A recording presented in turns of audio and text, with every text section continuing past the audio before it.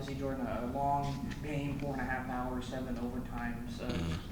Talk about the experience of just playing in that long of a game, just kind of the wherewithal on the team, and kind of how you guys were just feeling afterward being in 7 overtimes. Definitely was like the first overtime game I played in, but like as far as the team, it was kind of heartbreaking. We played that long of a game and then come out with the result that we could have had, but it was just basically just experience and good experience for us to learn the lesson we can learn from. Right. And Coach mentioned there were still a lot of positives within this game despite the loss. You guys obviously got home on defense 6 times. Talk about just how the front seven had played and how much momentum that carries with you guys being able to have that much success. Definitely the front seven definitely is our backbone. That's what helped us out the most. If they can get there, that's the less coverage I have to play and the defense have to play. And it's just basically it's complementary football. The longer we can cover good, the quicker they can get back there too. So it's helping us out. But definitely just knowing that they're in front of us and they do their job very well, it makes it easier on the whole defense, especially the back end. Right, and you guys obviously knew coming in that ATU was going to throw the ball around. Obviously, have a really good quarterback. Obviously, there's a lot of points given up, but how would you assess kind of just how the secondary matched up with the receivers? For the most part, we did good, but it was most of the times it was sometimes that we should have did better. I felt like it was in the critical moments you just made critical mistakes that we shouldn't have, that we can't do that, of course, to win, especially in 7 overtimes. So it's just something that we got to look back on and just get better from.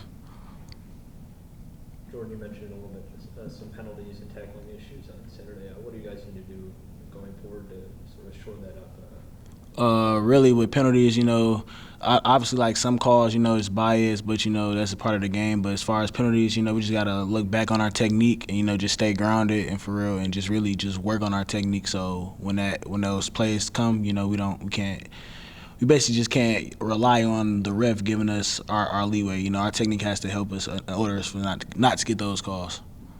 What would you say maybe is like the level of confidence amongst this group, knowing the experience that you guys had on Saturday and going into a game against Marshall and seeing what they did on the road against Notre Dame? Definitely, Marshall's a good team, and we definitely have confidence. We've beat good teams before, as you've seen. So it's really just a challenge for us, and we're always up for a challenge. So we're looking forward to it. CJ mentioned that you guys are still excited despite starting out 0-2. Why is that? Why is this team still so close and ready to get back on the field? It's definitely, it's still a long season. It's just 2 games, and we see what we can do. Like in UCLA, we came out hot. We just didn't finish the full game, and then as you can see, last week, we kind of started out hot, but then it went bad. But as you can see in the fourth quarter, it turned up. So we obviously can see what we can do if we play a full fourth quarter. So it's definitely good. And then teams from before, like our last MAC championship game, they started 1-3. In the first 4 games. So it's just, we always have belief and confidence in ourselves. Is there anything specifically in terms of the players, in terms of just finishing games? I mean, obviously you guys were able to come back from 14 down and tie it, but just obviously finishing in overtime and just finishing close games. Is there something that the team needs to rally around, or kind of what do you think is kind of that missing piece to get over that hump? Like I said before, just in those critical moments, we can't make the mistakes that we made, just to win a game. And our best players just have to step up in those moments. So that's what we just got to look forward and work on.